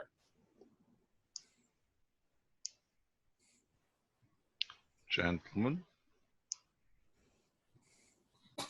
And they nod, and they kind of just point to the booth. And they go, so, you've been looking into Timothy Tucker for what? 5 days, almost? About that, yep. And what all have you gotten? Well, we know that City Hall is as bent as a $3 bill. No, you're not wrong about that. Yeah, and we know that, well, let's say we suspect very strongly that Tucker was your inside man. Well, let's go over what we know. First off, 4 months ago, a man named Converse, he purchases and then imports a black Mercedes-Benz 770. It's a $10,000 car. How to get that money? He's a government worker. Wow. So, we have 2 theories as to what's going on. One, Converse, because he has access to the reports, he's been fudging contracts and adjusting zoning lines and permits under the direction of the City Planners Committee in conjunction with City Hall. As a reward, he's being funneled money that's being marked as donations. Now, we assume that this is happening throughout the entire government. People are doing favors for the people at the top. These people at the top have people to appease who are funneling the money, and it's just being distributed. It's like a huge laundering scheme, huge bribe scheme. So, what's suspicious is that Converse is a clear example of accepting bribes, but Converse isn't the lead suspect in Giles' death. Timothy is. So you think Timothy's still at large? Yes. Now, the problem is that we know 2 things also. One thing is that there's a ledger that's missing. Converse and Giles apparently were fighting constantly about it. They didn't know where it went. But now, while the ledger is proving that money is being funneled, we don't have the documents revealing that the city planner's office was taking bribes. So, essentially what we're looking for here, the bigger picture of the Seabury Commission is who is funneling the money into City Hall. On the outside, we're looking into the mayor, but who's giving the money to the mayor? There are people up at the top who are giving these bribes to the city government. Well, isn't the most likely suspect the mob? No. The mob doesn't have this kind of money. Rockefeller has this kind of money. Do you think George Fulton might have this kind of money? Well, he's a wealthy businessman. He's an entrepreneur. I'm sure he does. Right now, everything that we have, even if we have, if we have these memos and documents, okay, if we have the memos and documents, we don't have the ledger that proves the money is going in. If we have the ledger, we don't have the documents proving that there was intent. It just looks like donations that were spread amongst everybody. We need intent, and we need proof that there was money being funneled. The two go together. Timothy never actively participated in bribing or fudging of documents. He was an architect. Okay, but we're going to guess that he caught on. As a result, he saw a money-making opportunity by taking the contracts and memos, which we assume he took, along with the ledger. He could blackmail the city planners committee easily. And Converse and Giles were actively a part of that conspiracy, so he could have blackmailed them too. Now, Giles was our man on the inside. He was the man on the inside, and he wanted to tell us everything the night he died. But we actually planned to meet Giles, but we were too late. He was dead. Cops were everywhere. We asked some questions, but they said it was a robbery. Now, we're going to guess that Timothy most likely confronted him and killed him for whatever reason. It's possible that Giles had a hand in the blackmailing, but he maybe wanted more money, or maybe he felt like maybe he felt guilty about it. He wanted to stop.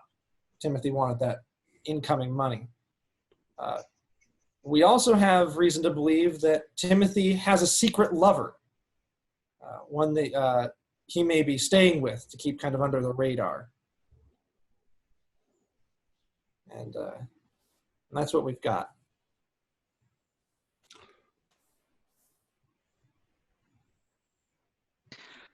Well, we have an eyewitness that said that a man fitting the exact description of George Fulton of Silver Star, who was reported in the newspaper having donated all of the work that they did. I think it was on the waterworks or something like that in the city, free of charge. So yeah. that shows you how much money he's got. He was seen watching Timothy's house. Well, just goes to show that, the mayor, he's worried, but the people, just above the mayor, the people giving him this money are more worried. If the corruption comes out, either A, they all go to jail, or B, mayor is removed, entire city government is shuffled, people are placed in an emergency candidacy, and they don't get what they want. They don't get zones rezoned. They don't get blocks entirely, districts entirely shuffled around.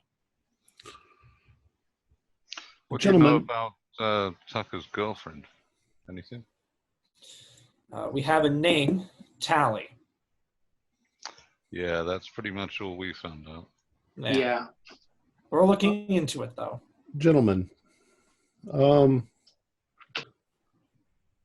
we may be able to help you, but we have to check a few other things first. I have a question for you. Were you part of our investigation leads us to believe that there is something of an occult nature that's going on here. actually, aside for a second to the GM, was it them that looked through Timothy's office and found the occult book? According to Virgil, it was the Goon Squad. It was Mayor Walker's people. All right. Well, we have reason to believe that there is some sort of occult activity that's going on here that may in some way be involved. We haven't quite put our finger on it yet, but Timothy seems to have been into something possibly more sinister than just blackmail.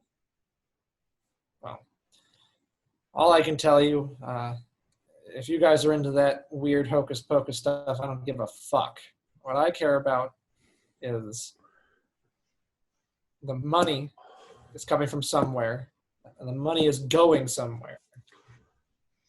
Did you just say the F word at 10:30 in the morning? I did. Look around. Italian restaurant. He meant fungal. Thank you. Let's. If we turn up any of this evidence along the way, where can we reach you? And are you the safest people to turn it over to? Well, we can always get it to our superiors. The prosecution is working very, very closely with the governor's office, and we report directly to the prosecution. I was actually going to ask you the exact same question. We don't know anything. We know who you are. We've been asking around, but we don't know where to find you. Let's to summarize. Let's explain to them how we got involved. That we were pulled in here by Timothy Tucker's brother. Okay. But before we could actually discover what that was all about, his brother committed suicide, apparently, in a very expensive Manhattan hotel penthouse. The question being, how did he get that kind of money? How was he involved? Exactly. We also explained that from all of the reported information within the neighborhood where Timothy Tucker lived, he seemed like a perfectly normal, happily married man expecting a child. And of course, good people do bad things. H.H. Holmes also seemed normal.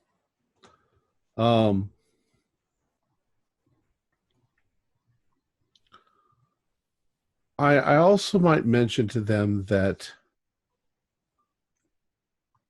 the little girl said that he would go into the backyard and stare at a particular area in his yard, and I've often wondered if there was something there. And they kind of look at each other and they say, "Well, all that sounds a little odd, but if there is something in the backyard, we don't have a subpoena to go looking for it. We don't have that ability. But also, we weren't hired to look into the strangeness. We're looking into the money. So, do you have any idea where the money could have gone? Do you have any proof that they were taking bribes? Do you know where the ledger is? Do you know where these memos and documents are?" We'll get back to you. Okay. And they write down and they say, "All right. And like I said, we were about to ask you, how can we get in contact with you? Do you have a phone number?" Well, we also talked to them about the incident that happened last night. Well, that's how we mainly got in touch with you. I think that we're not, well, what I was going to say is I'm not exactly sure if we're going to be staying in the same place for any great time. I will give them my number. That's a good idea. And I'm like, this is my own personal address. My personal phone number, I should say. And if you need to get a hold of me, I have somebody usually there to will get a hold of me. All right. And of course, we're not allowed to disclose our number with anybody outside of the investigation. How do we get a hold of you, though? Hold you. We get a hold of you. Well, then that's no good. That's no good. We need to be able to get a hold of you at a moment's notice if we find something. And I was just about to hand him when he said that. I kind of pull it back, and I'm like, we are involved in the investigation. You're not state investigators. You're private investigators. I totally understand that. I totally understand that, and I just would like, just in case we find something, we kind of want to get a hold of you. So, or if we could give them our original hotel number, and they could we could check in the other hotel. Well, it's easy for them to get a hold of us. They can just call Fowler's house. But we need to be able to get a hold of you, of them.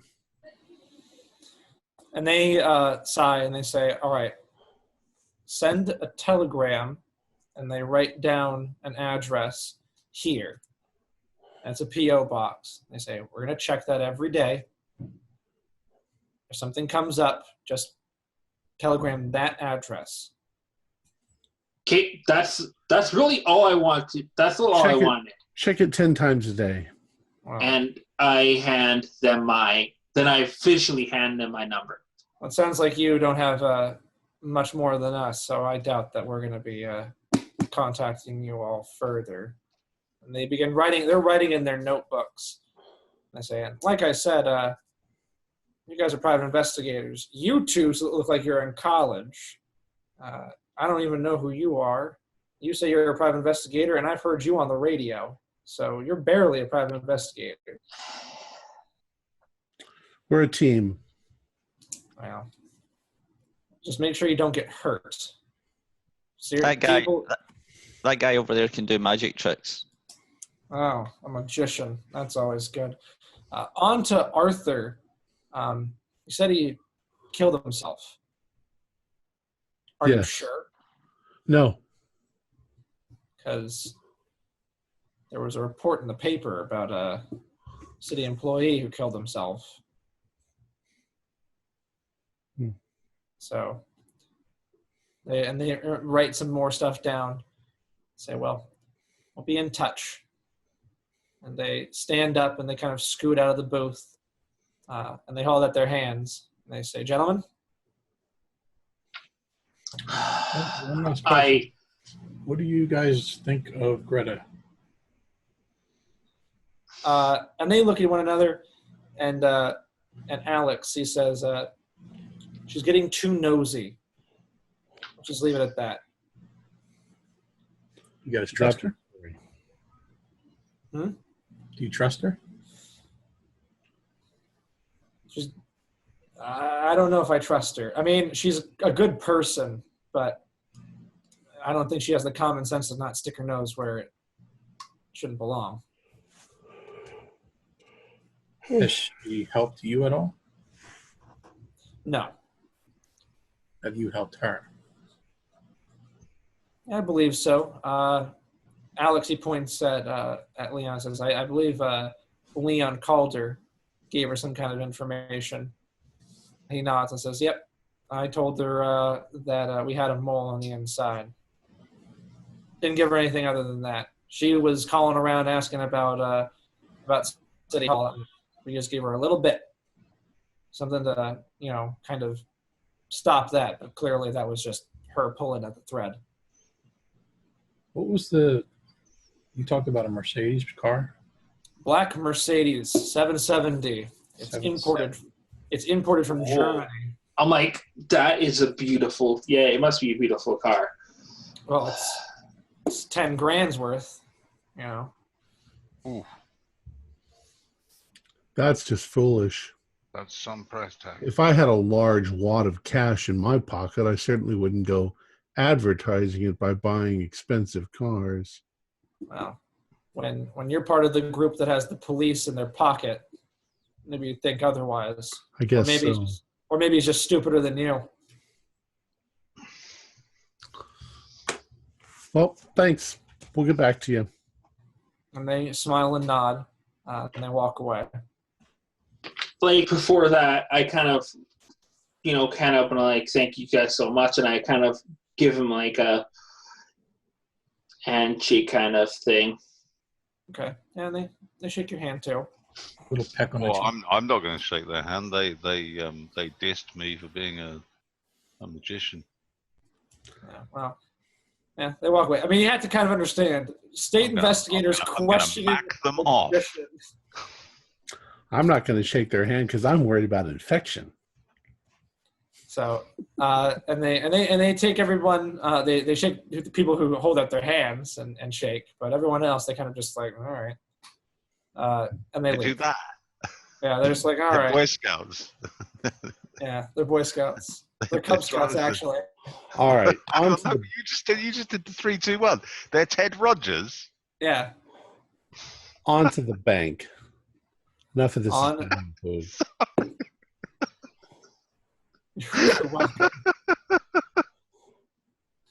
Mike has lost it from lack of sleep. Sorry. I don't know why I find it that funny. It must be about 30 years since I've ever thought of Ted Rogers. Yeah, and it wasn't American. No, it wasn't. I don't have a clue who Ted Rogers is. I was a quiz show. Yeah. It was a awful quiz show. Wasn't it like it had like a really bad looking set too? Oh, it was awful. Its main character was a bin, dusty bin, or like a rubbish bin. Yeah. So anyway, moving on. On to the bank. So you guys go to the bank, asking any question about W. Darby. We're looking into it. I still don't know. We're gonna call you when we have something. Jeez, what do they do in the bank? Sit around and count money? They move at glacial speed. As for the ledger, when Hawk goes to put in the key, turn the lock at the box, and he opens it, the ledger is gone. Motherfucker! Is this at the bank? This is at the bank. Right, you guys get your guns out. Come on, let's just hold this place up. Yeah. This is a motherfucking robbery. Well, I'll tell you what. Nobody I ain't move. going to put my money in this bank. In the immortal words of John Dillinger, everybody get on the floor and you won't be hurt. How the fuck did they get into the bank? Or what's that, Shalimar? Well, we obviously need to hold these guys to account. This is serious. They basically let somebody walk in and open a. Yeah, you could probably ask the teller. Yeah. That's now. So that would be something to inform the Seabury blokes about, because that compromising the integrity of a safe deposit box is, I believe, a federal offence. Well, Mr. Hawk, I'm glad you didn't say we've got the ledger. Guys. I was being careful. I didn't want to reveal too much too soon. Do you want to ask the teller about this? Sure. I want to ask the bank manager. Yeah. Teller, bank manager, they all come, and when you begin asking, they go through the books, and the manager, he looks up at you and says, "I'm sorry, sir. No one unauthorized has opened this. We have you opening the account. That was with all of you, and then about a day and a half later, Mr. Fowler came in." Fowler? When did you come in? I had to make a deposit. Because, well, he's the only one that opened the box on that day, and then next was you today. What do you mean you made it? Why did you? What the hell's going on here, Fowler? What? Where's the ledger? I don't know where the ledger is. Was the ledger here when you opened the box? Yes, it was. Was the ledger there when you closed the box? Yes, it was. Why did you open the box? I had to make sure the ledger was there. And I had to do more things in there. Which obviously got... Felix, give me an intelligence roll.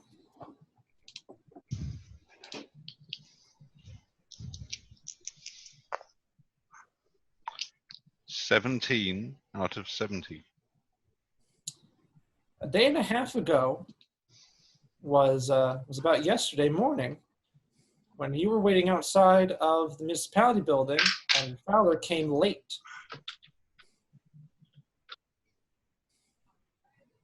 I'll point that out, I think.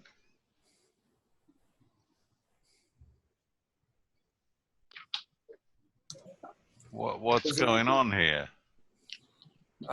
Gentlemen, is there anything I can help you all with after this point? No, thank you very much. Have you got a murder room here? Yeah, we Could could use- use a murder room if you have one. Yes. We don't have a murder room. Soundproof Coals. with rotating knives. Fowler, what the fuck's up? Where? You were the last one to see the ledger. Where is the ledger? Yes. I don't know where the ledger is. But nobody opened this box except you. Honestly, I don't know where it is. Unless a bank staff member was paid a lot of money to open that box. I don't think they have a key. They have a master key. Yeah, there's a master key. There's a master key that opens all the boxes. You know, if someone had an account there and they had a big enough account and were a valuable enough customer, I think they could get hold of that key. Damn it. I knew we should have taken that ledger immediately to the authorities. Leon said that the people involved have more money than the mob. Rockefeller is who we compared him to. The only names I can think of are bankers and politicians.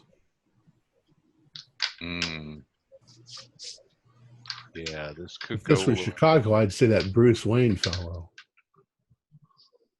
Well, and yeah, Leon was basically comparing the people at the top to Ford and Rockefeller, people who entrepreneurs who are in the sky, who built the skyscrapers.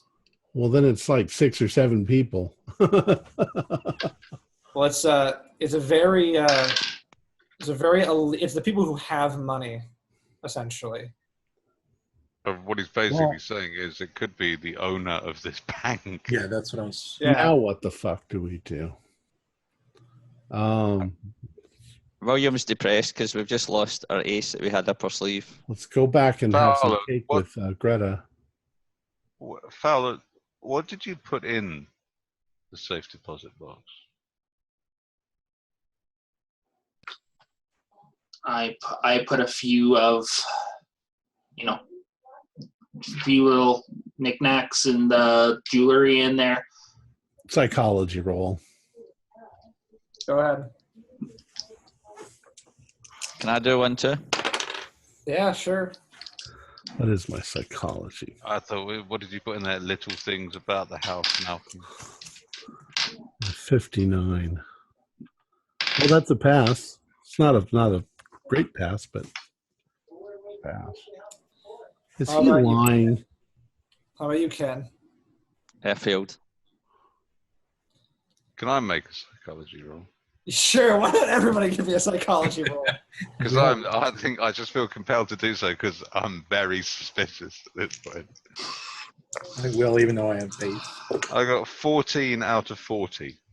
Okay. Which is That's a hard. That's a hard. Felix, he's lying. I think you're a goddamn liar, Fowler. Knickknacks and jewelry. Like a man like you couldn't afford his own safe deposit box? What the hell's going on here? Where's the knickknacks and jewelry? Yeah. And why were you putting a packet of crisps from Let's. the 21st century Europe in a 1930s safe deposit box? Who said you could put the Lays in the box? That's not valuable. No one likes knickknacks anyway. They're just poor man's Twiglets. You want to end here? Yeah. Wow. Well, I think Yes, we hustle on that Dexter bombshell. into the car. We're taking him to an old warehouse at the end of the near the wharf. Yeah. We're gonna have a talk. We'll take him there in the trunk. All right. Our players included Mick Swan, Jeff Wilkins, Corey Heisted, Ken Trench, and myself, with Thomas McKeon as the keeper of the secrets, and Corey is the rat bastard working out beat the shit out. We're currently producing 4 shows a week with music and sound effects added in post-production in order to create a richer listener experience. We provide audio-only versions of our shows free for you to download from Podbean or iTunes. If you'd like to become a patron, visit our Patreon account. Just $1 or $2 a month helps us a lot. Like, share, and subscribe to our channel, and punch the bell icon for updates on our latest shows. And leave us some comments. We love hearing them. This is Tom Rayleigh inviting you, together with all the members of our gaming club, inviting you to journey with us once again into the darkness for another adventure into the universe of H.P. Lovecraft and the Call of Cthulhu role-playing game. Until next time, good luck and good gaming.